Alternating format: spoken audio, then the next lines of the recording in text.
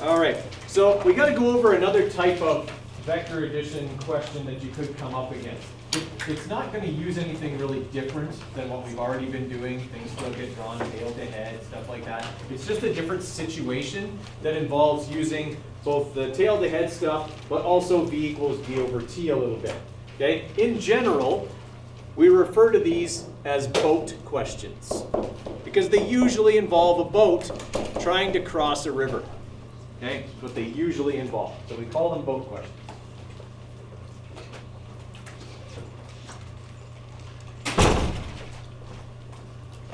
Okay, so a boat question is going to set up one of two ways.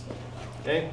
The first and most common way that a boat question will set up is you'll be told some details about both the boat and the river. Okay, so it would say something like this. You are rowing a boat directly across a river.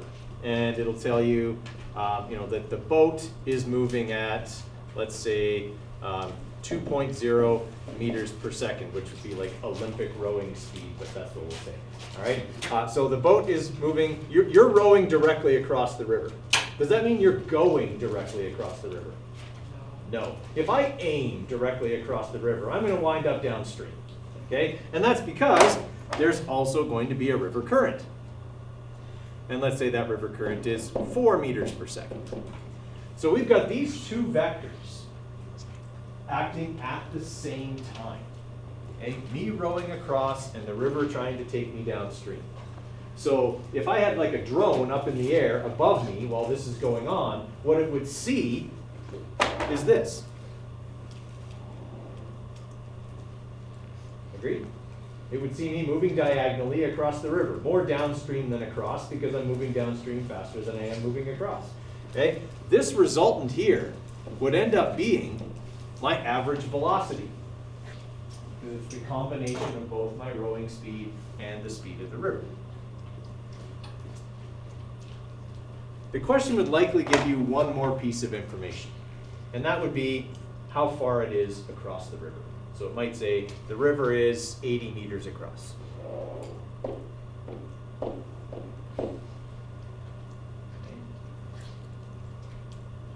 The question would then ask you, how far downstream will you be when you finally reach the other shore? Okay? So what they're looking for is a distance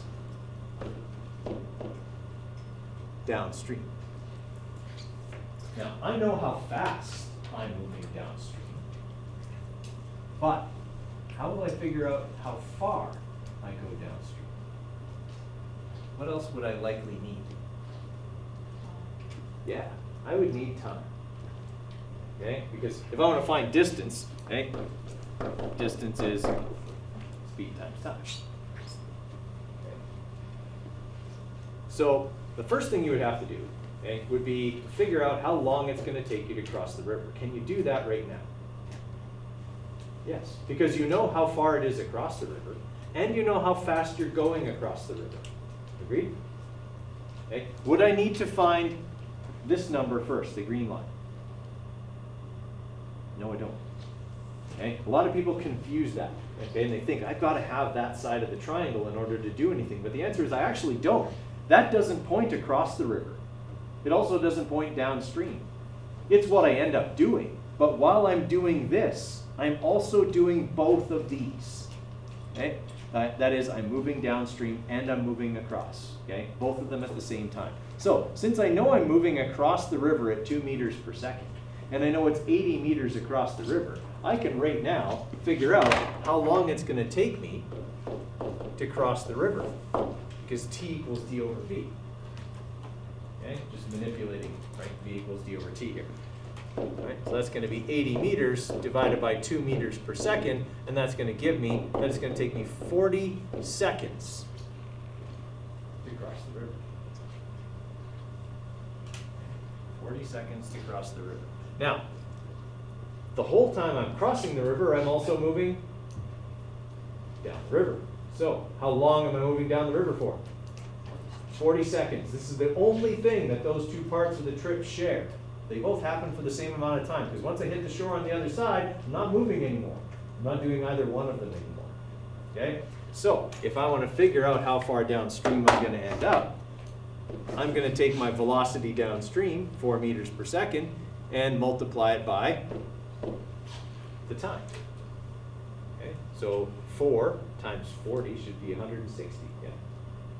So I'm going to end up 160 meters downstream.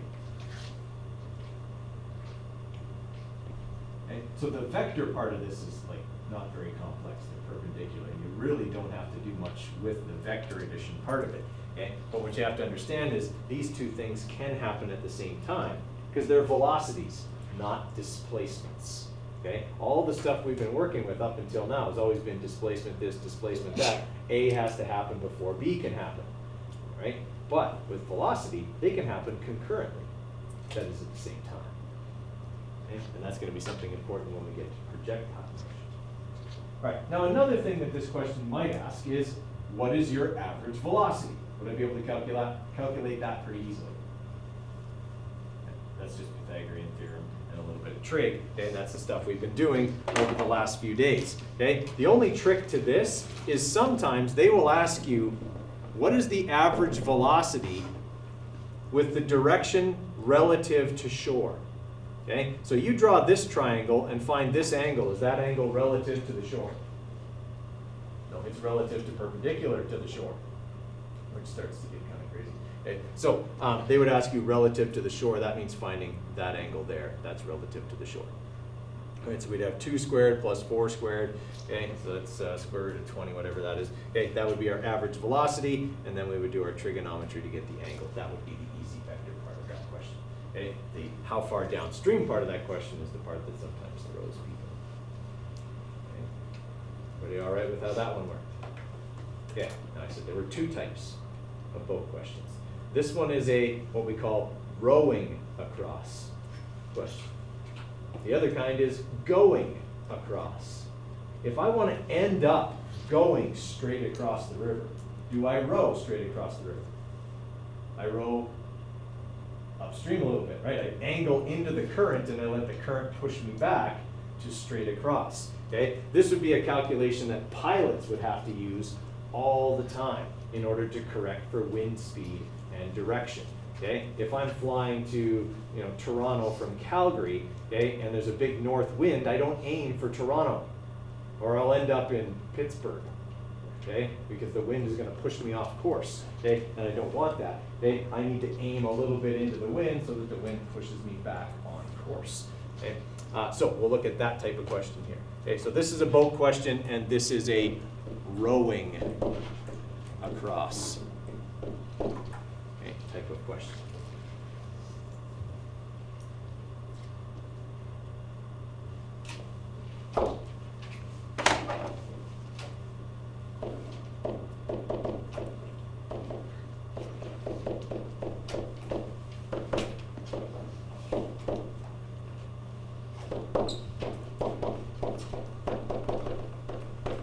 Okay, so in a going across boat question, okay, you'd still have the river, but they would tell you something like this. They would say that you can row at, let's say, 2.0 meters per second, and the river speed is 3.0 meters per second, and we'll just say east. Okay. Then they would ask you, what direction do you need to head in order to end up going straight across? Okay, or to end up straight across the river from your starting point. So what they're telling you is this. Okay, they want your resultant to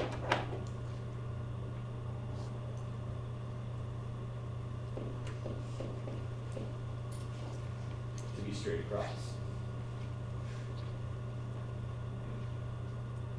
So that's going to cause something we haven't seen before.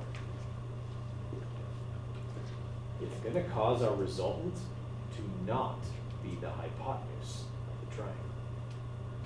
Okay? this will be the first time we've had a question where the resultant was not the hypotenuse.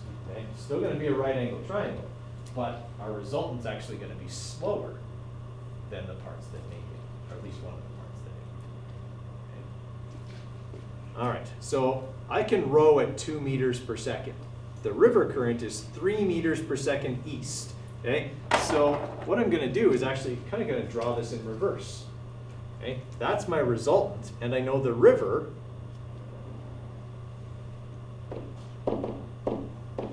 is going east at 3 meters per second.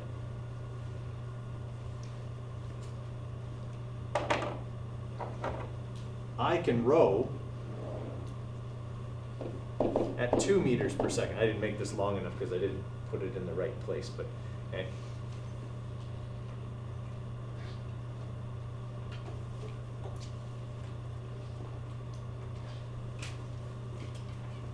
So they want to know what direction I'm going to head in. That would be this angle right here. Okay? In other words, what's my heading? Okay? Heading is something that people that are navigators for ocean-going vessels and aircraft and all that kind of stuff. The navigator is the person who figures all this stuff out. Okay? They're the people that find the heading based on things like air, okay, like wind, okay, or Coriolis effect, the Earth spinning, okay, and all that kind of stuff. Okay? They have to do all of that in navigation. All right, so since I know that the triangle is now set up like this, can I find that angle pretty easily? Fairly easily. Okay, I set this up poorly. I should have actually reversed these two things, and I think I will. If you guys can just change this here. The way I drew this isn't going to work with the way I wrote it out. We're going to say we can row at 3, and the current is 2. Otherwise, it doesn't work out because I don't have the right side in the hypotenuse. So I'm just going to quickly change this.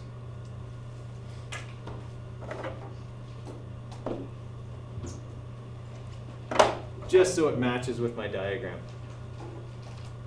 Okay, so we got, this is going to be 2.0 meters per second.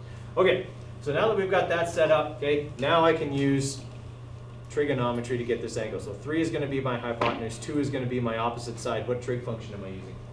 Sine. All right, so I'm going to go sine to the -1 of 2 over 3 will equal theta.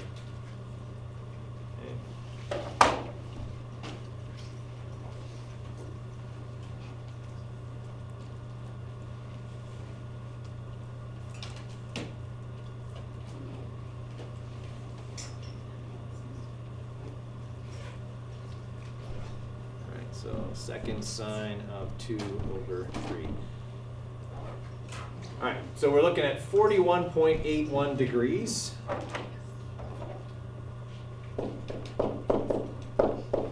Which direction is that? West of north. Okay, and obviously the way I did this would only have 2 significant digits, so it would actually be 42 degrees. West of north. Okay? Now, here's the second thing this question would ask. How long will it take you to cross the river? Okay? And by the way, the question would have also given you this very important piece of information in that the river was 50 meters across. That thing I forgot to mention before. Okay. All right, how am I going to figure that out?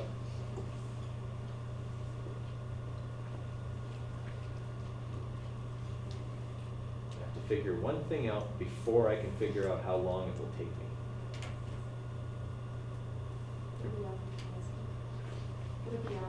Exactly. I've got to figure out my resultant velocity here because that's pointing straight across, just like this 50 meters is, right? I can't use the 3 or the 2 with this 50 because they don't point the same direction. Okay? If I'm going to use this distance or this displacement, I've got to use the velocity with the same direction. Remember how we said before, like it was the very first day, velocity and displacement will always have the same vector. That means I can't use a velocity that doesn't have the same vector as a displacement. I can't use them together because they're not talking about the same trip. Okay? So I've got to calculate my average velocity. Well, I can do that a number of ways now. I've already calculated this angle. I could use trig to get it, or I could do Pythagorean theorem to get it. Okay, I could go c squared minus a squared equals b squared. Any number of ways will get me that magnitude of that average velocity. Okay, since it's straight across the river, I already know it's due north. I don't have to do any trig to do with the direction. Okay, so I'm just going to do Pythagorean theorem in reverse. Okay, so square root of 3 squared minus 2 squared. All right, so we're looking at 2.23 or 2.24 okay, meters per second. Okay, now that we know that, okay, now we can find how long it will take to get across. T equals d over v. Okay, so that'll be 50 over 2.24.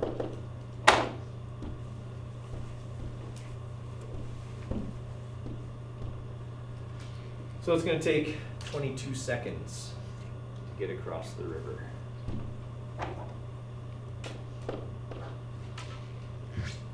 Right.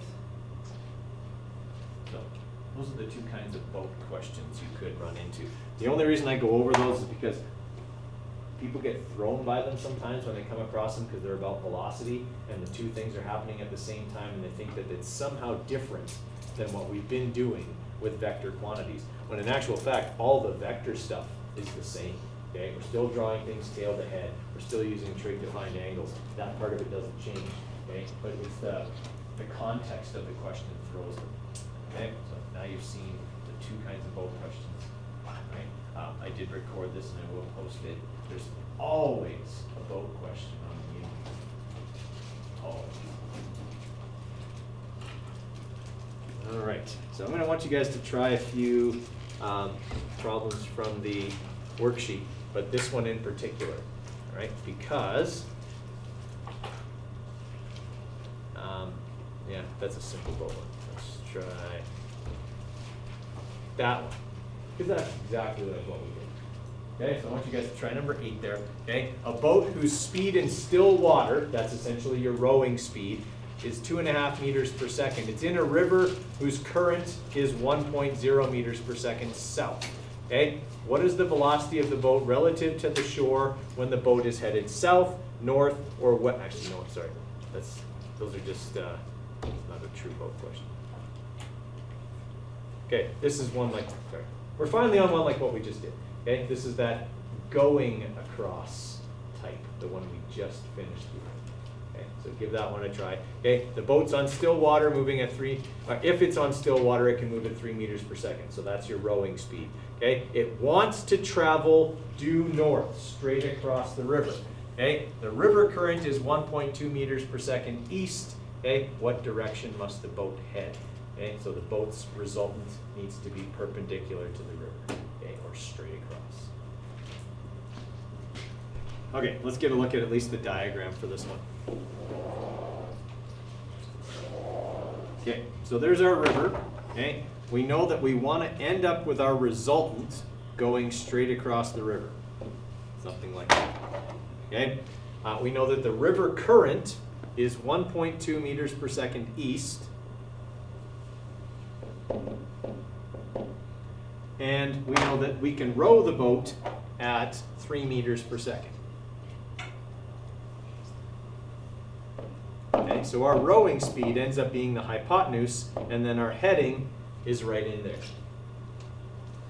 Okay, so if we want to figure out the heading for this, right, we simply use the opposite side and the hypotenuse to get the angle. We never actually have to calculate average velocity because they never ask us how long it would take to get across, and they don't give us how far across it is. Okay, they're just asking us about the heading. So theta would be sine to the -1 of the opposite side, 1.2, divided by the hypotenuse, 3.0, and that'll give us 24 degrees west. Okay. Questions on that? Right, so that's a going across boat question. That's a going across as well. That's a going across. Okay, that is a rowing across boat question. Right, so I want you guys to give that one a try. give you a few minutes on that. Okay, I'm just going to put the diagram up for right now here, guys. All right, so here's our river. Okay, the boat can travel at 4 meters per second on still water, so it's motorized. Nobody rows that fast. Okay, so they can go that fast, and they're heading directly across the river. Okay, so rowing like so. Okay, we know that the river current is 2.1 meters per second east. Okay, that means our resultant or our average velocity, what the boat is actually doing, is represented by the green line there. Okay, and they want to know the velocity of the boat relative to the shore. Is that the angle inside the triangle or the angle below the triangle? Which one would be touching the shore? Below, but they use the angle inside. Yeah, that's the wrong answer in the question there because it's east and north. But okay, this is actually the one they should be getting. Okay, so it shouldn't be 28, should be 62, not 52. Okay, north of east, because that's the one that would be relative to the shore. Okay, all right. How many people are done the whole thing? Let's just walk through it then. All right, so we're looking for that angle here. Basically, just means flipping the triangle. Okay, if we're looking for that, and we also have to obviously find the length of the hypotenuse of the triangle. Okay, so we're looking for, first off, the magnitude or the length of that. That's going to be the square root of 2.1 squared plus 4 squared, okay, which will be 4.5 meters per second. And then finding this angle here will be tan to the minus 1 of 4.0 over 2.1, okay, because we're going to flip the triangle. And that'll give us the 62 degrees north of east. Okay? Then they want to know how long it'll take the boat to reach the opposite shore, knowing that the river is 125 meters wide. Okay. Which of the 3 velocities that I've calculated do I use to get that time? 4, because it's the one that points directly across. Remember, they have to have the same vector if you're going to use them together. 125 due north, 4 due north, those are the 2 I use together. So to get the time, it's d over v, so 125 over 4.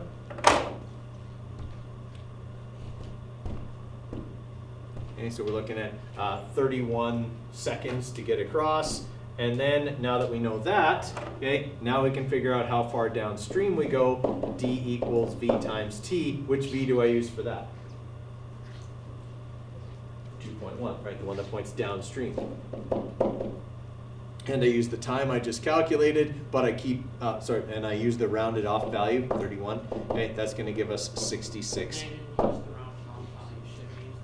You should. Okay, when going from part A to part B, okay, like you've got a significant digits for part A, you're done. Okay, you've got a significant digits for part B, so you got to use the significant digit one from. If you're using a calculated value from part 1, it's the rounded significant digit value as a given for part B.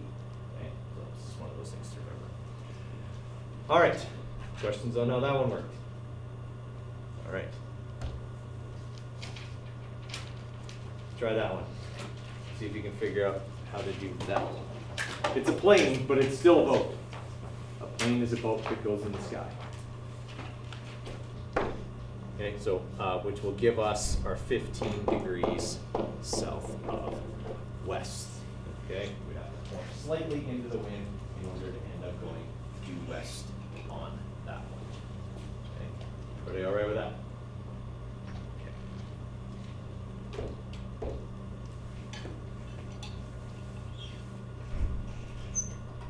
That's a draw a tail to head. You know what? Let's have you guys at least get started on this one. Get the diagram done for sure. We'll talk about that right before we start cleaning up and getting our dust wiped off. Okay. So that's just a vector addition question, right? Same as before. So get the diagram drawn, okay, for that one. You guys. All right. So if we're drawing this one out, we got first off 150 kilometers at 20 degrees east of north. All right. So my reference point, or my first reference line, is due north. Okay, and we're gonna go 20 degrees east of that, so it's a pretty shallow triangle. Okay, 20 degrees. Okay, this would be our x component, that would be our y component, and this would be 150 kilometers. And then our second reference is east. Okay, it's south of east 45 degrees. So, okay, draw my line due east, go 45 degrees south of that, something like that. Okay, and longer obviously than my 150 kilometer line. So this one is 265 kilometers.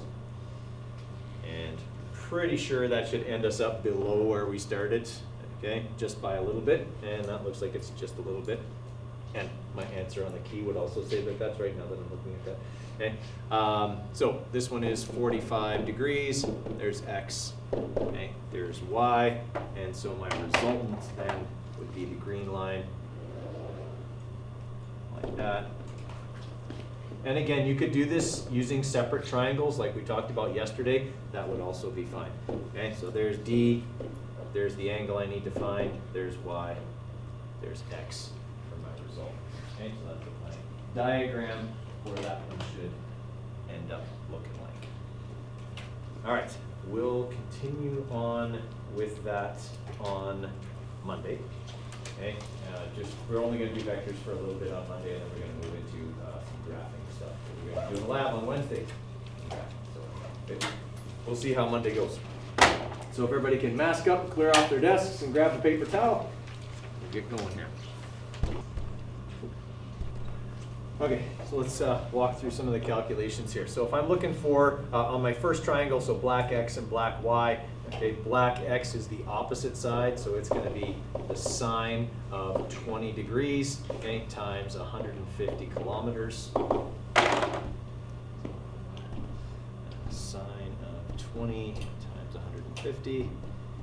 Whoops, 150, there we go. All right, so we got 51.3 meters, or kilometers, sorry, 51.3 kilometers, okay, and then we got to do y, okay, so y is going to be the cos of 20 times 150. All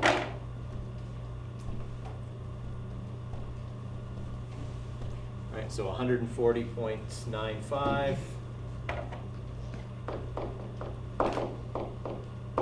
kilometers, okay, so that one's north, that one's east, okay, and then we got to do the same thing with the blue triangle. Okay, if we're looking for blue X, it's the adjacent side, so blue X will be the cos of 45 times 265, which will give us the same number for Y, okay, because it's a 45-degree triangle, so cos of 45 times 265 is 187.38. So this side's 187.38 kilometers east, and this side's 187.38 kilometers south. Okay, and that was the calculation I did there. Looking at that, I knew that that side would be longer than this Y because it was longer than the hypotenuse. Everybody follow me on that? So it was just one calculation to confirm that my diagram was correct. All right, now that I've got all the X's and Y's, I can find green X and green Y by simply putting them together. All right, so to get green X, I'm going to take the 187.38 and add it to the 51.3.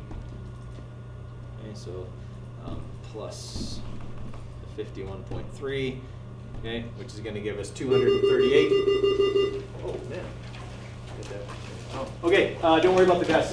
I'll clean them up.